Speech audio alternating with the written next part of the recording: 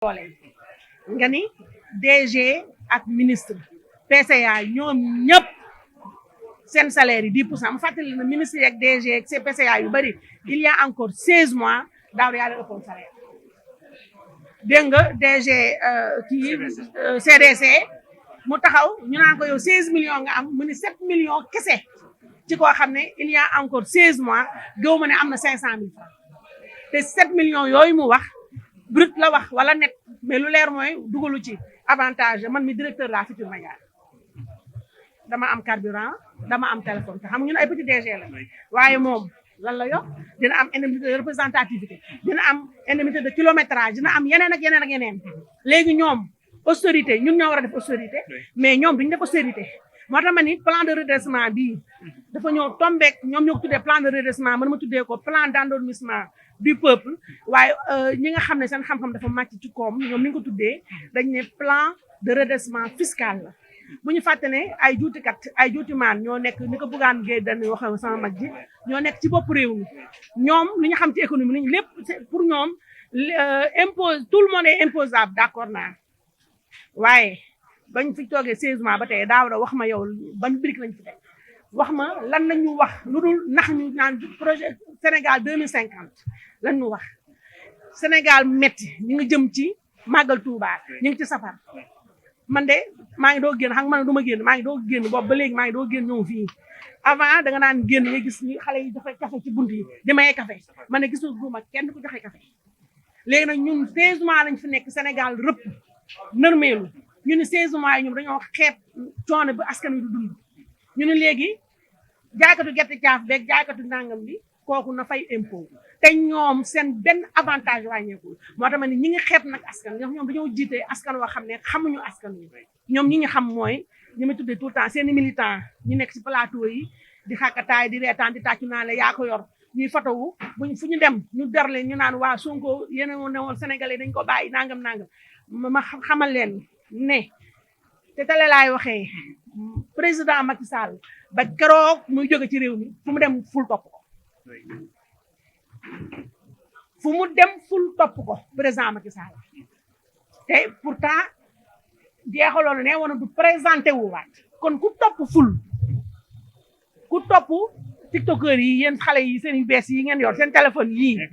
ku topp influenceur yi tiktokeur yi seen téléphone yi nga naan yaa fi ne yaa xew dégg nga foo dem ñun ne wiiw di nga xëy suba Sénégal ñooy mëpp màbb sa kaw parce que nag Sénégal c'est un peuple très patient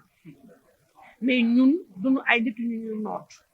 te aw askan boo ko jiitee da ngay yërëm askan wi ñii nag yërëmuñu askan wi seen bopp lañu yërëm di gundaandaat ñun ñu gën a torox donc moo tax ma ni ñun de man damaa bokk ci peuple 46% yi man bokk ma ci 54% yi ci 46% bi ma bokk ñun tey ñun ñooy mbëllee waa 54% ndaxte 54% yi ñëpp lañ jàpp sama doom ji léegi dafa naa ci 54% yi la bokk moom mii ca la bokk Ousin mii ca la bokk déedéet moom ca la bokk léegi ndax léegi gis naa ne influenceurs yu bees yi mooy ñi nga xam ne dañoo ñëw jógee fee daañu dañu dugg ci patriote yi waaye ñoom ñii ñëpp moo leen jàpp ñu bëri tey jii bu ñu ñëwoon waxeet ñëppay daw te am na sama benn xarit bi doon wax démb mu déy ma ko man ne ko loolu nag fu ma amee occasion naa ko waxaale dama ne yàlla suñu borom fa laay jeexalee mooy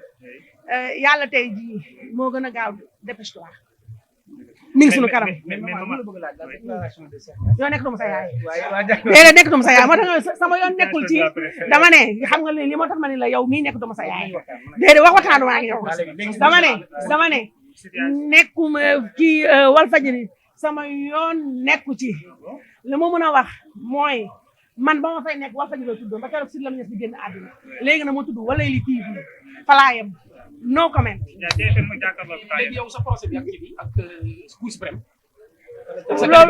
loolu yi ñëpp dégg ngeen ko la ci xew yëpp dégg ngeen ko donc defe naa ni jaratuma ci dellusiwaat ndax wax naa ci la ma ca waroon wax dem naa ci télé yi wax li ci des na mooy na ma ñëpp ñaanal deuxième round bi des ñu ndax defe naa du sama ndamu presse bi la. mais bu continuer toujours quand même AMF. kon yow seetaanoo ma yow yaay moom lu Ndiaye. non si pourtant dama lay seetaan. déedéet seetaanoo ma boo ma seetaan déedéet seetaanoo ma yow boo ma déedéet seetaanoo boo ma seetaanoo ma yow mu dama wax ak yow doo ma seetaan. mais war nañ la nomb parce que dana si constaté léegi non non non mais dama wax ne xam nga fii kenn ku nekk yow yaay tànn xam nga dafa am ñoo xam ku ne am nga si liberté si ñun ñii bu voté jotee ñun dañuy dem voté ji ñun ñëpp dañuy dem voté ji xam nga léegi militaires yi sax ci ay jamono amuñu woon droit de vote mais léegi ñoom dañuy voté kenn ku nekk si ñun am nga droit voté waaye par contre la différence mooy ñun journaliste dañu neutralité ak équilibre mooy sunu noonu du sa devise sunu ADN la war a bokk xam nga tey bu ñu demee tey ba presse bi am ci ñun ñu nangu boo gisee ku mel ne Aïssatou Diop Fall man ma fàttali ne man dama jeexal xam nga sama carrière jeex na complètement ñoom ndaak ñii sama doom ji ndaak ñii dama leen ne li may def ma bu ko kenn def ndax ku jeexal weesuwul nga dem ba taxaw sa ruq su bopp kooku yow jeexal nga man sama carrière c'est terminé donc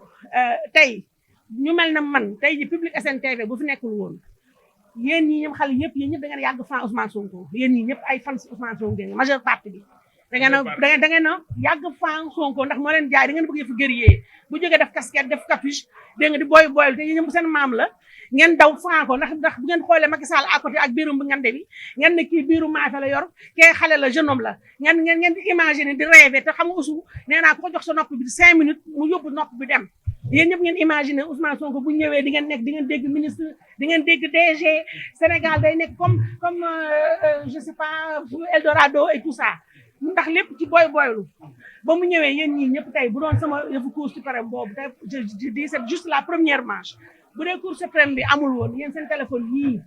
ngeen di doxalee di ci daan seen doole lu mu ndaw fin du mois ngeen am sàccu leen fenu leen seen téléphone yii ngeen yor tey kenn ku nekk si yéen moom nga yoree sa njaboot yor sa bopp moo lay jox dignité ndax dignité salaire moo koy joxe dignité du may du tàllal loxo léegi ñun presse bi ñun ñoo nangu moo tax je dis tout le temps je le répète c'est très bien fait pour nous li ñu dal ci Ousmane Sonko c'est bien fait parce que ñun ñoo may Ousmane Sonko ñun presse bi ñoo may Ousmane Sonko lu ñu mayul woon Macky Sall te Macky Sall bëgg na Ousmane Sonko am de ndax ku fi ñëw gouvernement bu fi ñëw da ngay ñaan yàlla am presse bu rëpp te kun gouvernement bu fi ñëw régime bu fi ñëw ba nga nekkee ci opposition presse ñoo doon sa xarit boo demee ba gagné escalier bi nga jéegoon muy presse bi moom ngay damm léegi dina am na su ñun ñoo xam ne ñu opportuniste dina am su ñun ñoo xam ne dañoo bëggoon am une carrière à la yaa xam mbay une carrière à Latif Coulibaly mi nga xam ne à la Latif Coulibaly nekk dégg ministre dégg DG fàtte na ñooñu ba ñu dugg ci politique dañoo jeexal comme man amatuñu benn ndax ci am carrière mooy koo xam ne dafa taxaw bëgg a nekk chef de desk bëgg a nekk nii mais tey coiffeur bu dem xëy suba am salon de coiffure kooku wàcc na kon ñoom ba ñu dem di nekk ci politique noonu def na Madiambal Diagne démissionné du journalisme parce que le journalisme comme ni ñu koy waxee ci première année premier cours au CESTI c'est une profession qui mène à tout à condition d'en sortir man nag Aïssatou Diop Fall ñaanuma yàlla nekk ministre ñaanuma yàlla nekk DG ñaanuma yàlla nekk président de la République li ma ñaanoon yàlla may na ma ko mooy nekk sama patron bopp moo ma doy mais par contre li ma mën a wax mooy ci li te foofu laay jeexale yéen sama doom yi sama rakk yi ñun am na ci ñeen ñoo xam ne peut-être dañ ñaan seetaan Aïssatou Diop Fall am envie dugg ci journalisme ni ko man nii ni ma toogee woon daan seetaan samay mag samay nawle ñu bëgg ko noonu profession bi c'est une profession magnifique c'est une profession bu leen kenn gëmloo ne journalisme foog nga jàng CESTI foog nga am diplôme foog nga am déedéet journalisme foog d'abord nga am une passion benn deuxièmement foog nga dugg troisièmement gàtt wërsëg ak ñàkk ambition weesuwul nga dëxañ sa carrière ak homme politique bu bëree ba bëri 10 ans la fi def homme politique bu bëree ba bëri 10 ans la fi def 2 mandats la fi def léegi journaliste bu dem surtout yéen xale tuuti yu doy ne yéen macha allah sama catu morom ngeen toog dëxañ seen bopp ci homme politique boo xam ne nii 10 ans la fi def mettons bu guddee 10 ans 2 mandats le conseil constitution du Sénégal mais 2 mandats ngeen ñàkk ambition yàq seen carrière pour ay weccet ay miet loo xam ne moo ngeen ko amal seen bopp ngeen taxaw dëxañ ku mënti doon moo xam opposition moo xam pouvoir Sidy Lamine Niasse sama papa bi moo ne ñëwoon man moo ma jàngal moo ne journaliste day ànd ak homme politique ci opposition muy ut dara bu demee ba jot ko mu gunge ko ba ci buntu pale te gunge sama yaay moo naan gunge àgg baaxu ca nga gunge ko ba ci bunt bi nga delluwaat taxaw ci askan wi ndax askan wi moo fal homme politique bi waaye ñun lu ñu am lu ëpp ci homme politique bi mooy ñun suñu fond de commerce mooy micro bi nga téye mooy camarade bi mooy li ñuy wax askan wi dëgg la ñu seq ak moom te ku far mënoo wax dëgg kon nag yéen xale yi ñi nga xam ne yéen a ngi taxaw ñii am ngeen droit fan ku leen neex mais li ma gis seen plateau yi ngeen taxaw di xas ay nit di xas seen ay doyen di xas seen ay yaay comme Aïssatou Diop Fall te xamuma leen sekkuma ak yéen dara lu dul seen yaay laa seen xarit laa kenn ku nekk si mos ngaa romb ci micro gis ma xasuma leen duma leen wax lu ñaaw am naa droit nag analyste laa te journaliste senior laa 25 ans de carrière du xale yéen ñii ñëpp seen âge ñii 25 ans ñii 22 ans wala ku ne dindi sa âge 25 ans ngeen xool ñaata la te xaaral ma ñëw Mamadou ñun ni politiciens yi di ormalante ñun presse bi dañu war ormalante noonu te ay xale yu tuuti ngeen ñun fu ñuy jaar ba taxaw fi ñu taxaw ba tey 25 ans ñu taxaw di wax ngeen may tàllal micro ñi fi jaaroon bëri na man ngeen tàllal micro c'est parce que am na lu ndaw mu bëri mu naaw lu ma def kon yéen bu ngeen roy da ngeen roy lu baax bu ngeen roy da ngeen roy ci journaliste boo xam dem na rayante ñafe ba taxawal yëfu boppam ngeen jaar ci mais bi ngeen taxawee te yéen de malchance bi ngeen am mooy da ngeen ñëw ci YouTube muy archive international tey ji Ouzin nga taxaw ci fii di xas nit wala di ñàkk suturaal nit wala di tagg benn homme politique boo xam ne ni bu subaa kooku jóge fi yow nga fi def erreur la xool leen Latif Coulibaly ba Macky Sall wadd xool leen sama grand yaa xam mbay ba Latif waddee xool leen xale ba nekkoon APS Thierno Ousmane Sy xale bu tuuti la maa ko mag mu dem dugg APR ba mu duggee APR dégg monsieur le directeur général de l'APS ba Macky Sall daanoo keroog laa ko romb TikTok muy def ay vidéo xool leen sama mag Nafissatou Diouf journaliste bu mag émérite mu demoon TDS wadd et j'en passe kon li ma leen di ñaan yéen te mën naa la ko ñaan ak samay doom ngeen samay rakk ngeen samay lépp ngeen li ma leen di ñaan mooy bu leen foog ne politique mooy carrière mooy li ngeen di def nii seen papa yi seen yaay yi investir si yéen ngeen toog dugg ci métier bu métti yéen a ngi suba ba léegi ngeen fi taxaw muy lu métti salaire yi léeg-léeg mu ñëw léeg-léeg du ñëw bu ñëwee itam sax mënu la fajal dara ñun ñii man def naa 3 ans Walfadjri 3 ans ferme yoo xam ne mosuma fayeeku 100 francs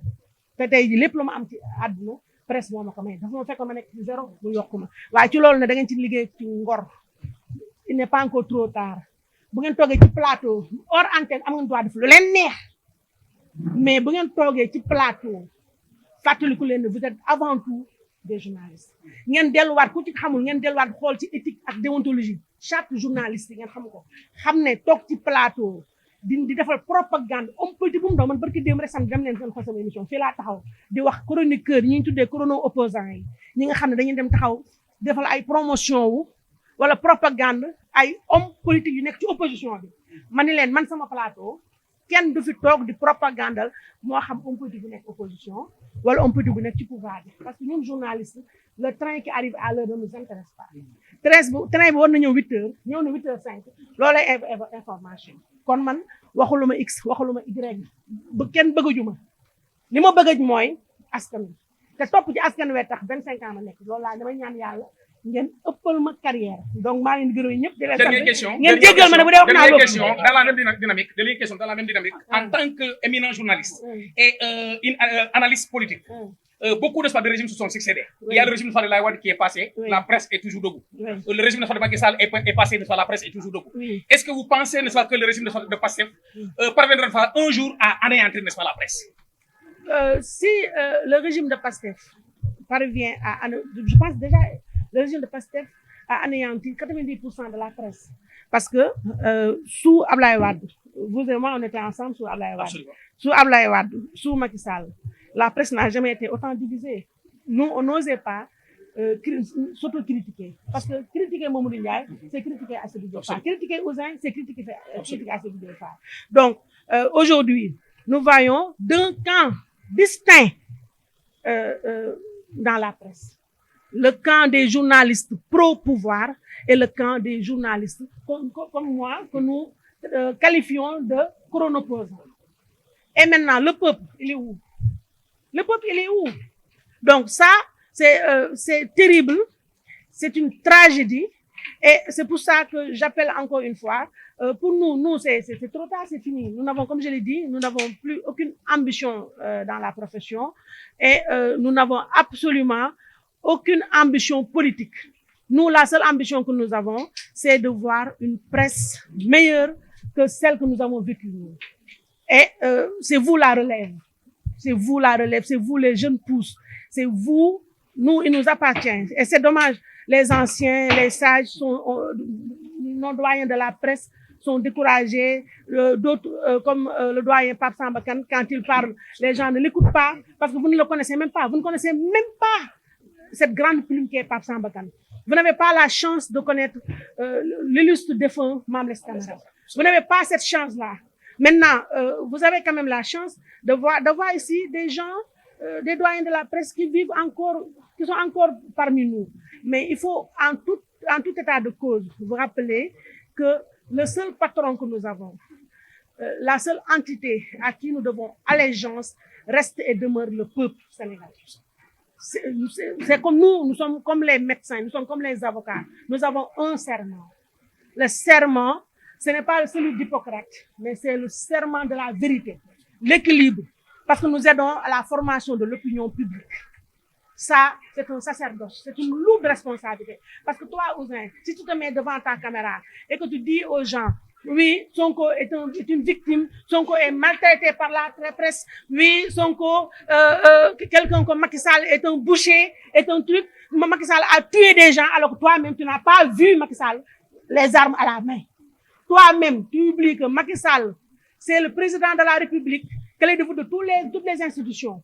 Toi-même, tu sais que s'il n'y avait pas eu un ordre, sortez, les forces de défense de l'ordre ne seraient pas sorties.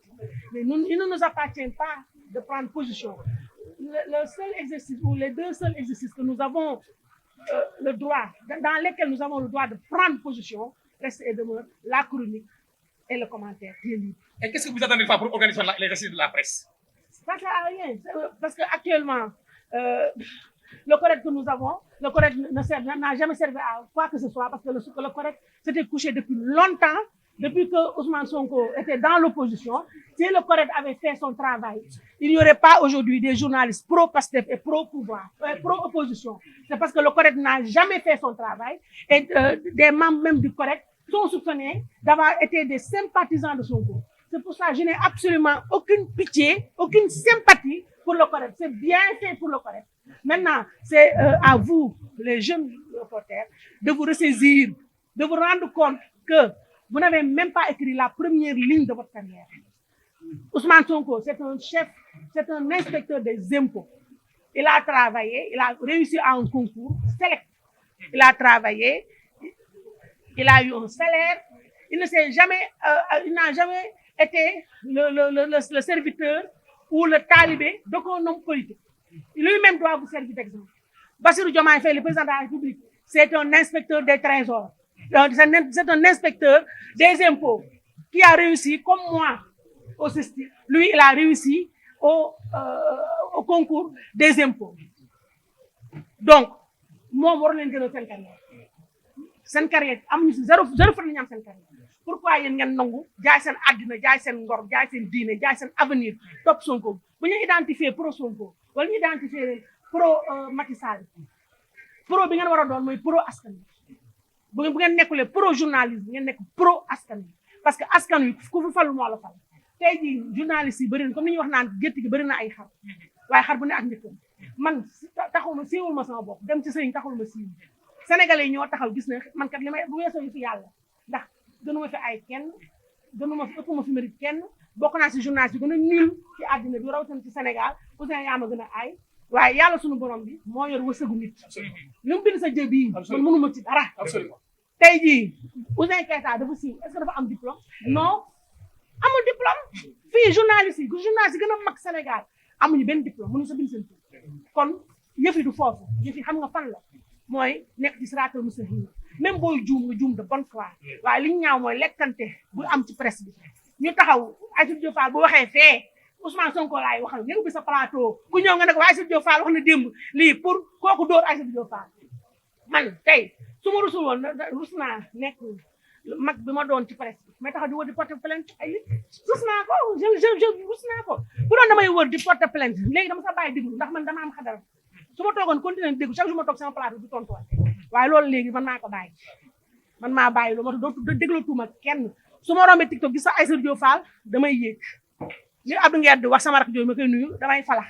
waaye dama ne toog pour ut ay vue ut vue crédibilité moo ko crédibilité mooy Aïssatou Diop Fall nga bëgg ko nga bañ ko bu ne det du wax di nga taxaw déglu ko ndax xam nga ne kii Macky Sall boo fi nekkee ñoom Sonko rek ñoom Macky Sall moom moo ma doon fay Macky Sall dem na léegi da ngeen dégg ñu ne Aïssatou Diop Fall ki ngay fay amut donc tey du man nga fekke ba doon say fu bopp gën waaye toog tey jii kii wax na fële Aïssatou Diop Fall waxal na Sonko te elle est dans son rôle de journaliste mu waxal Sonko yow nga invité benn Mohamed wala benn Ndak ne ko waaw Ndak Aïssatou Diop Fall démb invité na démb Aïssatou Diop Fall wax na lu sa xalaat loolu du journalisme loolu c'est ce qu'on appelle la presse de caniveau le journalisme mooy plan de redressement Seck wax nu mu tudd l'autre là Sonko wax na ci plan de redressement bi nga dem jéem a laaj ay économiste ne leen lii qu'est-ce que ñun man ban angle la man je l'ai fait j'ai fait 25 ans de carrière teewul damay laaj bële parce que le journalisme est un seul métier où tous les jours tu apprends ñi lay seetaan di wax commentaire ñoo la gën a xam li ngay wax man ba plan de redressement ba mu paree damaa woo ay économiste ne leen sa defal leen ma ay input ma tax a doon nag du ma économiste du ma juriste mais tey ça sert à quoi Aïssatou Diop Fall wax na ci moom Ndiaye nga woo benn xale Amath nii ne ko waa Amath li Aïssatou Diop Fall wax ci Ousmane Sonko ne doy na waar après d'accord di nga am ay vues yooyu ba Aïssatou Diop porter plainte vues yooyu lan la lay jariñ ñu la dara ça te sert à rien ba doo dugg ci histoire dañ lay fàtte dugg ci histoire du lu ndaw de lu rëy la mais pour nga dugg ci histoire foo nga nekk ci siraatal mustaqima mooy bañ a tooñ damay gis souvent ngeen bind Aïssatou Diop Fall tooñ na ki wala saaga na wala nangam ça vous sert à rien man ko ma tooñ nga porte ma plainte chaque jour Aïssatou Diop Fall muy buntu rëbës mais ki yóbbu ñee man su ma defee lu ñooñ def dañ may yóbbu mais pourquoi yóbbu ñu parce que journaliste la mais man awma droit man may taxaw di wax li ngeen di wax ñoom ñi may invité ko ma benn journaliste mu wax la naka sudul noonu parce que foofu nag ñu ngay dégg dama war a cadré bi su ma waxoon li ñu jàpp bu ma waxoon li ñuy wax man balaa Sonko di ma porte plainte wala njabootam presse bi sama doyen yi ñoom pa baaxu ñoo ma njëkk a woo ne moo war a wax nii mais man dama jàng journalisme waxkat professionnel la certifié par le système mun naa juum nag ndax ay nit mi ndaa ful la mais li nit di wax ci plateau ba ñu yóbbu ko Aïssatou Diop Fall bis bu ñu ko yóbboo day fekk ne cas de force majeure la mais yéen ñi foofu laay jeexalee c'est pas un cours magistral que je donne c'est pas des leçons de morale mais bu ngeen xoolee réew mi ni muy doxalee ni muy demee nii 16 mois ngeen gis réew mi nu mu méttee lu mu gàtt lu ngeen ndaw li ngeen nekk xale fekk ngeen Macky Sall bu ngeen gis Macky Sall 16 mois dëkk bi méttee nii kon bu ngeen toogee dëxañ seen bopp ñàkk ambition ñàkk vision ba topp ñoom Sonko bu ñuy daanu ngeen di daan bu ñuy daanu ngeen daan 16 mois cin bi baxagul bay xeeñ te la muy xeeñ force gën a jege ka fleur parfum kon bu ngeen toppee ñoom Ousmane Sonko ñii bëgg a buzz bëgg a vue bëgg a nangam siiwu kañe kenn bëggu siiwu kaaba la nit ñi di wër te siiwu kaaba boo ko bëggee foog nga jël jéem a am bu doon benn wala à minimum jikko borom kaaba ngeen jégal ma nag maa ngi jégalu vraiment merci